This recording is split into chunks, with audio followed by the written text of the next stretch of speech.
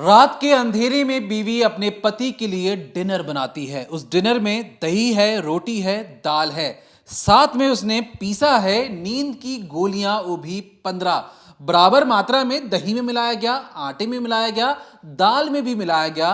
मकसद साफ था बीवी का। बीवी को लगा कि पति इसको खाने के बाद गहरी नींद में सो जाएगा और सुबह उसकी आंख कभी भी नहीं खुलेगी, क्योंकि वो मौत के मुंह में चला गया होगा। रात के तकरीबन 2 से 3 बजते हैं, लेकिन बावजूद इसके नींद की गोलियां मिलाने के बाद भी जो पति की सांसें हैं वो चलती रहती हैं। बीवी हैरान परेशान कि पति को मारूं तो मारूं कैसे। अपना फोन उठाती है और फोन उठाकर वो चैट करती है। उस चैट में सामने से जवाब आता है कि अगर तुम्हारा पति नहीं मर रहा 15 गोलियों के बावजूद भी, तो एक काम करो, सबसे पहले अपने एक्सटेंशन को जाकर उसका तार काटो, उस तार को अपने पति के हाथ में ले जाकर टेप से लगा दो और उस स्विच को स्विच बोर्ड में ले जाकर उसे ऑन कर दो। उसके बाद देखो तुम्हारा पति किस तरीके से मरता है। पति की तो मौत हो जाती है।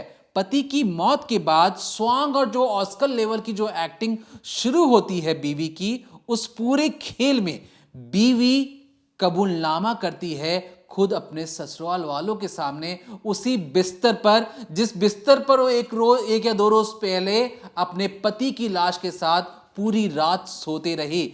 खुद सुनिए बीवी की जुबानी कि उसने अपने पति को मौत के घाट क्यों और कैसे उतारा।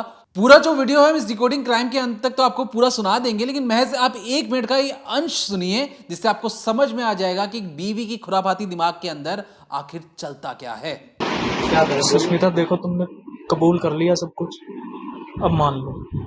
मान तो नहीं। अब कार्रवाई उसके ऊपर होगी, राहुल के ऊपर होगी। क्या बोल राहुल में जरूरी है ये चीज, ये जरूरी है। कुछ नहीं होगा। राहुल को ये मेरे पास ही है। नहीं कर पागल है। क्या क्यों कर रहा है? परेशानी के चक्कर में कोई रीजन होगा। क्या रीजन? अरे ओ आपको बोला ना चुप, आगे बात नहीं चलेगी, चुप।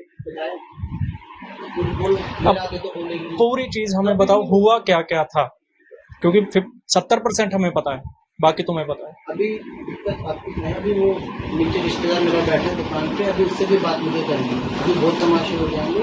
आप बता दो, राहुल को बता दो क्या वो क्यों करा, ये रीजन चाहिए क्यों करा है बस। देखो आप ये राहुल का नाम ले रही है, मैं चाचा को दिखाऊंगा ना। तो सुना आपने, ये जो महिला है जो बिस्तर पर बैठी है, जो बेहद लाचार बेबस दिखाई दे रही है, इसका नाम है सुष्मिता। और सुष्मिता वही औरत है जिसने दिल्ली के अंदर एक ऐसे हत्याकांड को अंजाम दिया जिसे जानने और सुनने के बाद हर कोई दंग रह गया, यहाँ तक कि पुलिस भी हैरान रह गई। ये जो सुष्मिता है, जो अभी एक परिवार के सामने बैठकर तमाम तरीके के सवाल उससे पूछे जा रहे हैं, वो जवाब दे रही है। वो बता रही है कि क्यों उसने अपने पति का कत्ल किया, क्यों वो अपने ही पति को मारने के लिए इतनी आतुर हो गई। इस पूरी वारदात को समझने के लिए और सुष्मिता ने ऐसा क्यों किया, क्या पीछे का मकसद था, वो जानने के लिए आपको आज से करीब 15 साल पीछे चलना होगा। दरअसल ये जो सुष्मिता है, जिसकी तस्वीरें आप देख रहे हैं, ये करीब मूल रूप से लखनऊ की रहने वाली है, लेकिन काम के सिलसिले में जॉब करने के लिए, आगे बढ़ने के लिए दिल्ली आती है। और जब दिल्ली में आकर ये जिस कंपनी में जॉब करती है, वहाँ इसकी मुलाकात होती है करण देव से, वही करण देव जिनकी हत्या हो चुकी है। अब करण देव से जब इनकी मुलाकात होती है, धीरे धीरे बातचीत होती है, दोस्ती होती है और दोस्ती तब्दील हो जाती है प्यार में। दोनों एक दूसरे से प्यार करने लगते हैं, परिवार की रजामंदी मिलती है, तो साल 2013 में इनकी शादी भी होती है। शादी हो जाने के बाद सुष्मिता अपने ससुराल आती है। यहाँ आने के बाद सब कुछ अच्छा चल रहा होता है। इनका एक बेटा भी होता है जिसकी उम्र अभी लगभग 7-8 साल है। और बेटा हो जाने के बाद जो सुष्मिता है, अब वो सोचती है, क्योंकि बीच में उसने ब्रेक लिया था, तो वो सोचती है कि अब कुछ और नई जॉब पकड़ी जाए, करियर में आगे बढ़ा जाए। तो ऐसे में एक ट्रैवल एजेंसी ज्वाइन करती है। अब ट्रैवल एजेंसी ज्वाइन करने के बाद सुष्मिता के पास थोड़ा जो समय है वो कम रहता। इधर जो पति करण देव हैं, उनकी भी लाइफ में थोड़ा सा चेंज आता। वो क्यों आया? क्योंकि उनकी नाइट शिफ्ट हो जाती है। अब वो रात में काम पर जाया करते थे, तो ऐसे में परिवार को सही से टाइम नहीं मिल पा रहा था। अब सुष्मिता जहाँ पर रहती थी, यानी जहाँ उनकी सास थी, उनके जो देवर थे, जिनका नाम कुणाल है, उनकी जो माफ़ करिएगा ननद है जिनका नाम नैन्सी है, तो वो सब एक ही परिवार में एक साथ रहते थे। सबको लगा कि जो भाभी हैं, जो भैया हैं, इन्हें सही से एक साथ टाइम नहीं मिल पा रहा, ये लोग अपना समय साथ में नहीं बिता पा रहे। तो ऐसे में परिवार के निर्णय से अभी हाल ही में एक फ्लैट लिया गया, जो कि इस घर से, यानी जहाँ उनका ससुराल था उससे करीब 1 गली ही दूर था, ज़्यादा डिस्टेंस नहीं था। और अभी आप जो तस्वीर देख रहे हैं ये वही फ्लैट है।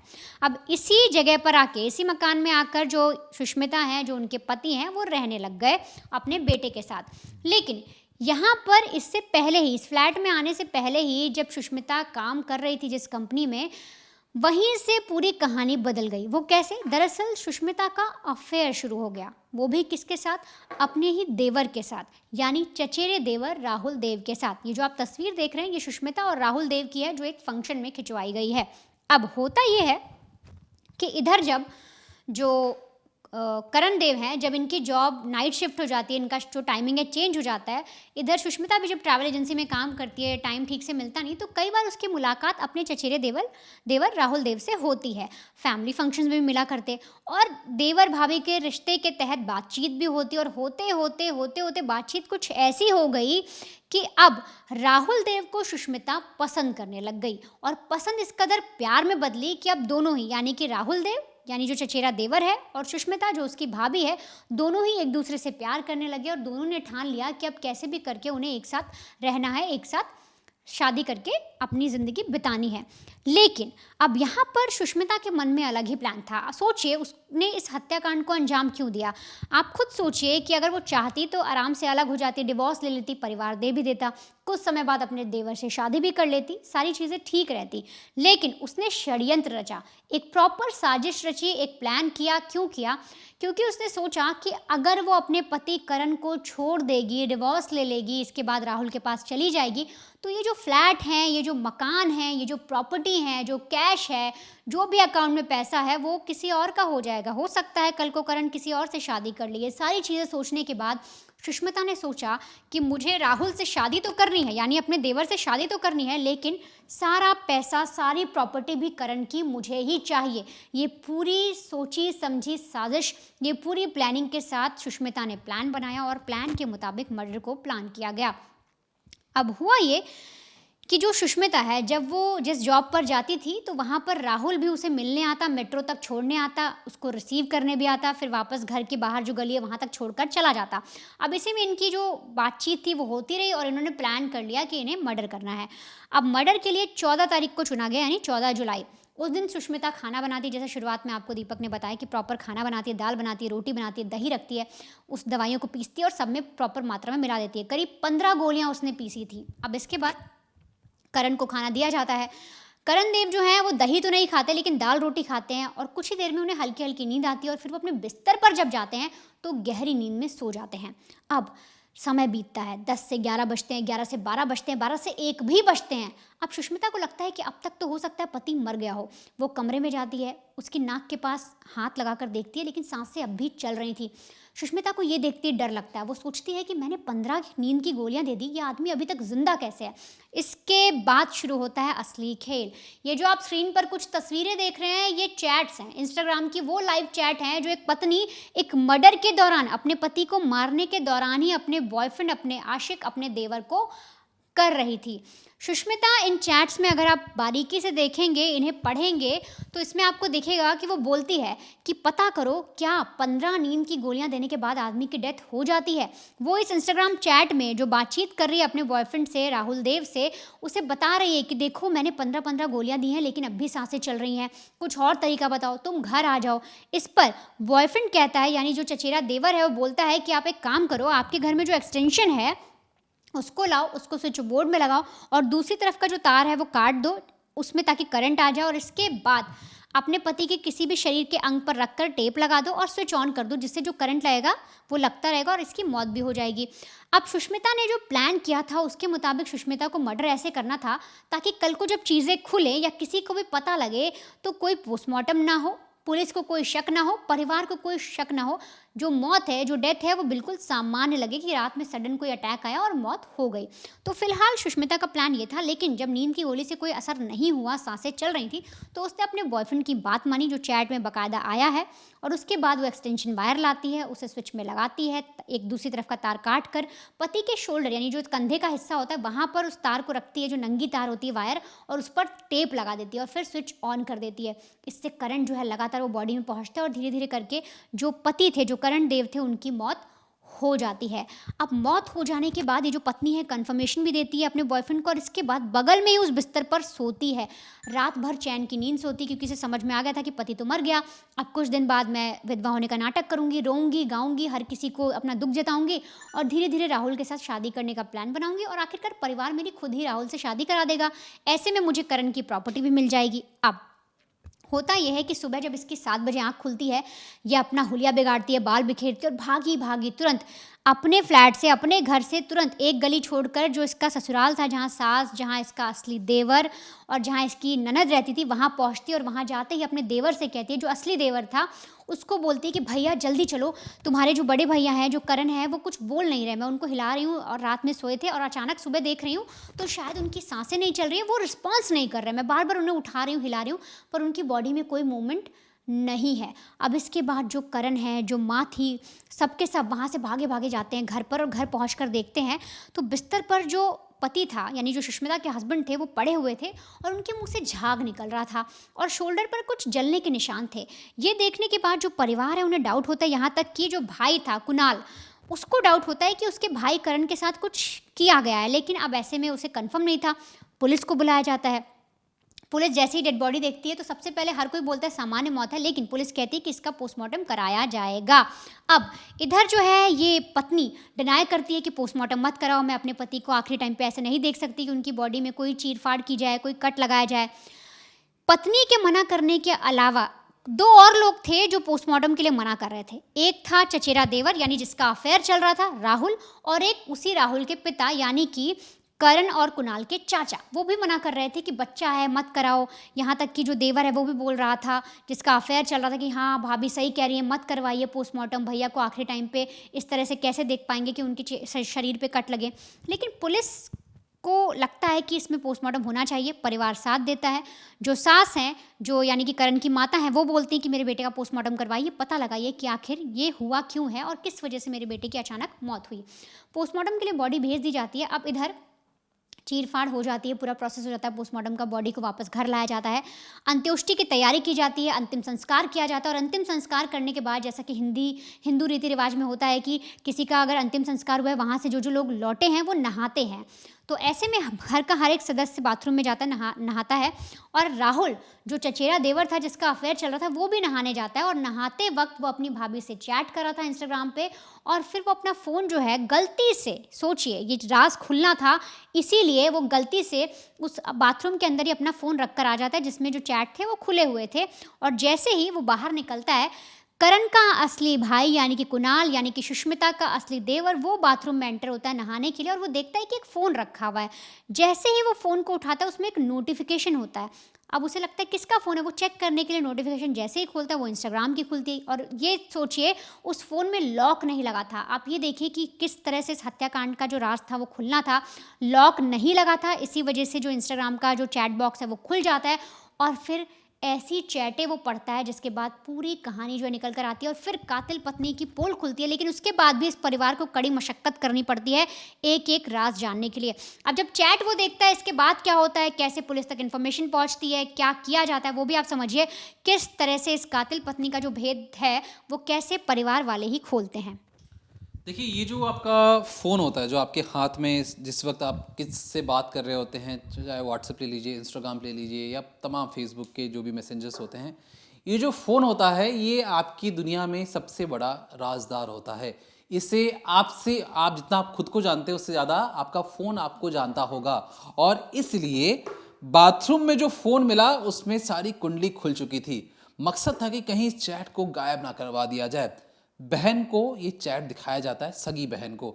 सगी बहन फोन लेके सबसे पहले उस पूरे चैट की रिकॉर्डिंग, जो आपको चैट वनिता ने दिखाई है सबूत के तौर पर, वो सारी चैट की जो रिकॉर्डिंग खुद घर वालों ने की, वो समझ चुके थे कि घर की जो बहू रानी है वो तो किसी शैतान से कम नहीं है, और वो अपने पति को मौत के घाट उतार कर अपने आशिक के नाम का सिंदूर लगाने के लिए बेताब थी। बिल्कुल एक परफेक्ट क्राइम करने की कोशिश भी थी, और इस कोशिश में सबसे पहला काम है परिवार बहू को बताने के अलावा, उस भाई को बताने के अलावा फटाफट जाते हैं पुलिस थाने। पुलिस थाने में ले जाकर सबूत दिखाते हैं और कहते हैं कि देखिए सर, हमारे पास सबूत है। पुलिस कहती है कि ठीक है, हमने आपके सबूत को तो ध्यान से देखा, लेकिन इससे बात को और भी पुख्ता करने के लिए हमें इंतजार करना पड़ेगा उस पोस्टमार्टम रिपोर्ट का, जहां पर बहुत सारी चीजें खुल सकती हैं। पुलिस उसके बाद घर पर आती है, लेकिन परिवार को लगा कि कहीं मामला कहीं फेल ना हो जाए, कहीं पुलिस को कोई ऐसी लीड ना मिले। परिवार खुद सोचता है कि क्यों ना हम पुलिस वाला काम खुद ही कर लें। अब मैं आपको बिल्कुल अनकट वीडियो पूरा दिखाऊंगा, जहां पर एक बीवी, एक कातिल बहू बिस्तर पर बैठकर अपने ससुराल वालों से हर एक चीज बता रही है कि क्यों, कैसे और क्या असली मकसद था अपने पति को मारने का। अनकट वीडियो है, रॉ वीडियो है, पूरा सुनिए, फिर आपको असली कहानी बताते हैं। मेरा बाप नहीं पूछा।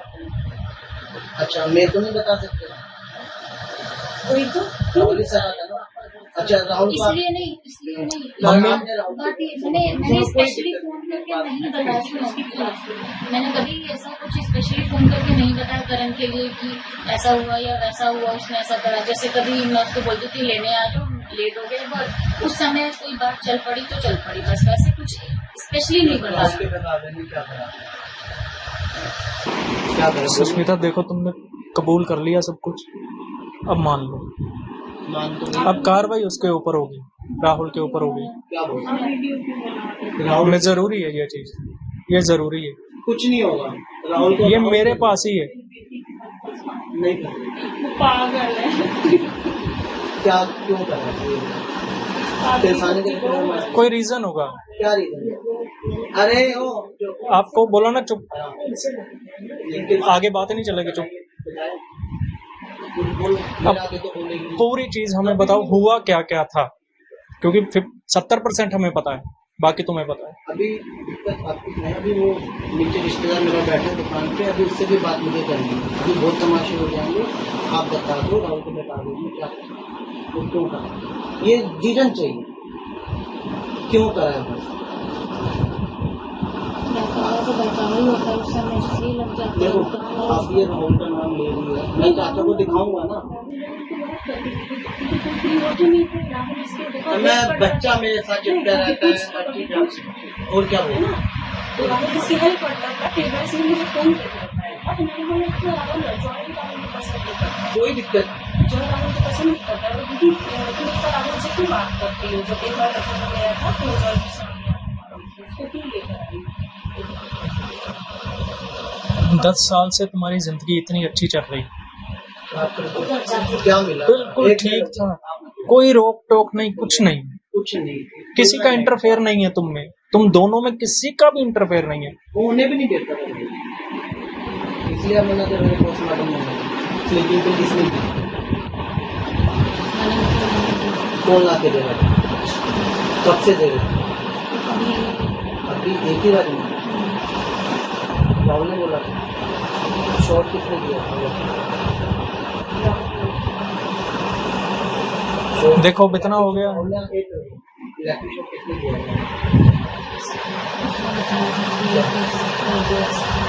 आपने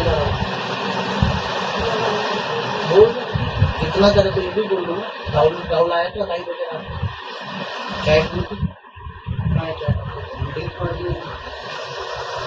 फोन का लोग ओपन करो, आप घर जाओगे, ठीक है, करण का बैग वॉलेट लेकर आप ही छुआ, क्या जरूरत पड़ेगी? कभी ना सोचा उस बच्चे का एक बार भी अगर तुम्हारे मन में आ जाता ना मेरा बच्चा क्या बनेगा उसका छोटे का, कभी नहीं करती तुम। किस वजह से बोला? वो तो लालची है पैसों का, उसको लालच का कोई आता है पैसों का कुछ। ऐसा कैसे तो करता है। उसको यही तो दिखाई दिया होगा करण के पास पैसा है। हम पैसा पैसा करते रहते हैं। मैं तो करण की बात कर रही करण हूँ। जो कमाता है वो पैसा पैसा करेगा, जो जिसने धक्के खाए हैं गरीबी देखी है वो पैसा पैसा। आंटी ने भी धक्के माना, ठीक मेरे है, से भी पैसा लेके, अपने पास से भी पैसा लेके क्या ही करता था। मान लिया। अब रुको, मेरी बात का जवाब दो, रुक। ठीक है, पैसे वो करता था, सेव करता था। मैं अब गलत बात बोलने वाला हूँ, गलत बात बोलने वाला हूँ। करता था, कोई लड़की रखी थी उसने, मुझे नहीं अयाज था वो, दारू पीता था, स्मैक पीता, नशा करता था, एकदम सीधा आदमी था। क्यों करता था? तुम्हारे लिए सेव करता था वो, आने वाले टाइम पे। मेरे लिए, मेरे से ही लेके सेव करेगा। मेरे पे एक पैसा नहीं से ठीक है, माना। किसके पास रहेंगे? तुम्हारे पास। एक कप लास्ट में टूट किसके जाता पास था, रहेंगे? ये खाने की हद देखो, एक कप टूट जाता था, वो भी आप मेरे को कैसे हो गया, ये कैसे हो गया, बोलते रहना, पूरा दिन बोलते रहना। जिस आदमी ने मेहनत करके पैसा कमाया ना, मैंने 1 रुपया भी उसके लिए की, इसने भी की है, मानता हूँ, इसकी भी बात मानता हूँ, ये भी ठीक है, पास करने के बाद से ही जॉब पे लगी, पापा चले गए। मैं मानता हूँ ये बात, ये भी ठीक है, वो भी ठीक है। मेरी एक बात सुनो, मुझे अभी जो पता है, जब से उन्होंने घर लिया है, करण सिर्फ और सिर्फ लोन करता है, बस बाकी पूरा सारा खर्चा बाकी बाकी कोई दिक्कत नहीं है। एक फोन पे उसके बाद गालियाँ देता है, गालियाँ देता हर मियाँ बीबी देते हैं, ये भी वो नॉर्मल है, है। वो नॉर्मल है, थी ना, वो तो जॉब करती वो है, तब भी साथ बोलती में है। बराबर कंधे से कंधा मिला के वो नॉर्मल है। जो हस्बैंड है वो करेगा ही करेगा, मैं भी करता हूँ। मैं जॉब नहीं करती जी। मैं अब फिर भी उसको गालियां देता हूँ, अब कहाँ जाएगी? वो भाग जाएगी घर से। आप ये सोचो, जो घर का खर्चा चलाती है उसको कैसे गालियाँ देगा, तो उसको गुस्सा आएगा ना। अब मैं ये नहीं कह रही हूँ कि क्यों करता था, मैं ये बोल रही हूँ, फिर उसका माइंड सेट देखो एक मिनट कि वो उसने जब ये सोच रही है, बताया कभी वो ये सोच रही है कि मैं आर्गुमेंट इतना होता कर है रही ना, हूँ, मैं इतना खर्चा उठा रही हूँ, उसके बाद ये मुझे करता है, इसीलिए वो माइंड सेट हो गया। इसको ये तो सोचना चाहिए था, मैं घर चला रही हूँ, वो मेरा घर तो बना रहा है। तो वो तो मम्मी मारती है ना, यहाँ पे तो वो मुझे मार देता बोल था जाओ, ना। बोल जाओ, बोल जाओ। राहुल ने वो आदमी दिखाता है सबको, मैं ठीक हूँ, सब ठीक राजी है। हो गई, हाँ। इसलिए बस Circumstances वो बता होते हैं ना, सिचुएशन होते हैं ना, क्योंकि मैं कि मम्मी दिल को दिल बताती करके थी मार कि मम्मी देखो ऐसे ऐसे दिल दिल तो आपने इधर क्यों नहीं मुझसे करती? दुख एक करती मिनट थी ना, मम्मी को भी पता ही है। आंटी करवा देखो, चौथ एक वाले माँ अपनी मम्मी एक दिन मैं पहले कह जो रहा हूँ आपने मुझे कितने मारा बड़े- इसको एक आप मिनट, उनको पता कितने नहीं, मम्मी को बड़े- तो सबसे देख, पहले बताया आप कि मम्मी इनसे बात क्यों नहीं करते फिर? इनसे बात करो, ये तो पास है, आओ इनको बताओ। देखो झगड़े हर रिलेशन में होते सही हैं। है, डिवोर्स दे दो। हाँ बिल्कुल, अलग कर दो। एक मिनट कि मम्मी हमारी नहीं निपटी, मैं डिवोर्स चाहती हूँ। पति का ख्याल नहीं आया, किससे का? बच्चे का भी नहीं आया। बच्चे का तो मेन है, उसको तो समझ भी नहीं है बच्चे को क्या हो रहा है, उसके लिए तो मजाक चल रहा है। बच्चे का भी ध्यान नहीं आया। एक मिनट रुको, चुप रहोगे, किसी का ध्यान नहीं, अपनी माँ का नहीं आया, किसी का नहीं आया। तो सुना आपने, 90 चैट्स ने इस पूरी कुंडली को खोला, बहू की पोल खोल कर रख दी और बहू बता रही है कि मैं तो खुद डोमेस्टिक वायलेंस की विक्टिम हूं, इस वजह से मैंने अपने पति को मारा। लेकिन पर्दे के पीछे की कहानी यह है कि उसे अपने आशिक से प्यार था, प्रॉपर्टी और जायदाद चाहिए थे और इसलिए उसने ना तलाक देने का फैसला किया और सिर्फ सोचा कि मैं इस को मारकर इस तरीके से एक्टिंग करूंगी कि हर कोई मुझ पर ही भरोसा करेगा। बाथरूम में रखा जो चैट हो रही थी भाभी और देवर के बीच में, चचेरे देवर के बीच में, उस चैट से पूरा मामला तो खुल गया। अब जो मिमियानी की जो वीडियो है इन बहू रानी की, वो हर कोई देखकर हैरत है कि बहू अपने पति को मारने के बाद भी इस तरीके की एक्टिंग कर रही कि जैसे मान लो खुद मासूम है, उसे गलती से सारी चीजें हो गई। लेकिन इस मासूम चेहरे के पीछे जो हैवानियत है वो नहीं छिपाई जा सकती, जहां पर सिर्फ और सिर्फ लालच, पैसा और एक ऐसी भूख थी जिसमें उसे अपने देवर के साथ शादी करने के लिए वो कुछ भी कर गुजरने को तैयार थी। तो हमेशा से हम डिकोडिंग क्राइम में कहते आए हैं कि देखिए, मौत, झूठ और साजिश या षड्यंत्र कभी छिपाए नहीं छिपते हैं, ना ही वो झूठ बोलते हैं। जहां पर यहाँ पर पहले मौत होती है, एक झूठ बोला जाता है कि करंट लगने से मौत हुई है, फिर षड्यंत्र रचा जाता है जिसमें बार बार ये दिखाने की कोशिश होती है कि सामान्य मौत है, आप यहाँ पे पोस्टमार्टम मत करवाइए। लेकिन बावजूद इसके परिवार कहता है कि पोस्टमार्टम करवाइए, हमें सच जानना है। और जब बहू की जब सच्चाई सामने आती है तो हर कोई अपना माथा पकड़ लेता है, क्योंकि बहू को तो सिर्फ रौंदना था अपने पति को मौत के घाट उतारकर। जो उस घर में जो खूनम खून हुआ था, उस खूनम खून से अपना जो सिर था लाल करना था, क्योंकि उसे अपने आशिक देवर से प्यार था। तो हमारी कोशिश है कि ऐसे क्राइम जो समाज को आईना दिखाते हैं और जो क्रिमिनल सोचते हैं कि वो सारी चीजें करके बच जाएंगे, तो उन सारे क्रिमिनल्स के लिए ऐसे केस सीख है कि आप जितनी भी चाहें कभी भी आप छुपा नहीं सकते हैं और खून कर देते हैं। तो अगर तमाम जितने भी दर्शक हमें देख रहे हैं, अगर आप चाहते हैं कि हम कोई ऐसी केस इन्वेस्टिगेशन, ऐसी कोई क्राइम स्टोरी आप तक लेकर आए, तो ज़रूर हमें कमेंट सेक्शन में कमेंट करके बताइए। हम कमेंट आपके पढ़ेंगे और कोशिश करेंगे कि उन केस स्टडीज़ को, उन केसेस को आप तक लाने के लिए, पूरी दुनिया को बताने के लिए कि उस केस में अब चल क्या रहा है, उसमें क्या क्या खामियां रही होंगी। तो फिलहाल के लिए देखते रहिए decoding crime, only on crime तक, मंडे टू फ्राइडे 7:30 PM।